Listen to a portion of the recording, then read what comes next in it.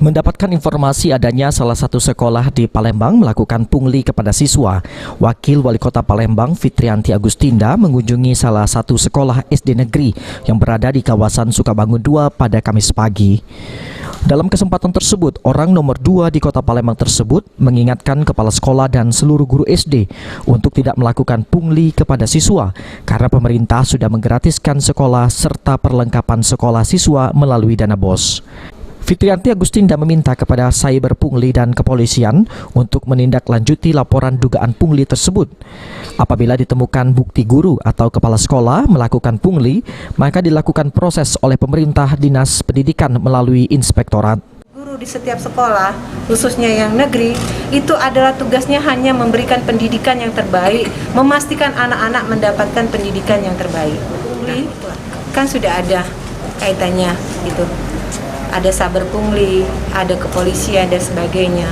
Ya, kalau memang ada informasi-informasi yang bisa membuktikan bahwa ada tindakan pungli di sini. Yang kedua, tentu nanti akan ada proses dari Dinas Pendidikan dan juga pemerintah Kota Palembang, kan ada inspektorat. Kalau memang nanti kita temukan ada bukti-bukti akurat terkait penyimpangan-penyimpangan yang dilaksanakan. Tapi sepanjang ini saya belum mendapatkan informasi yang sangat akurat, sangat sesuai dengan fakta yang ada, mungkin disertai dengan bukti-bukti.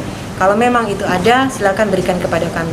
Bu, tindakan apa Bu kira-kira yang akan bakal dikenakan? Ya mulai dari penurunan lah, mulai dari penurunan. Kalau memang dia honor, tentu kita selesaikan. Kalau memang dia PNS, tentu ada penurunan pangkat dan sebagainya, bahkan pencopotan dari posisi yang ada. Menanggapi hal ini, menurut Kepala Sekolah melalui Ketua Komite Sekolah SD Negeri 155 Kota Palembang, sekolah tidak melakukan pungli kepada siswa. Namun Kepala Sekolah dan wali murid mengadakan rapat bersama sumbangan dana perbaikan halaman sekolah.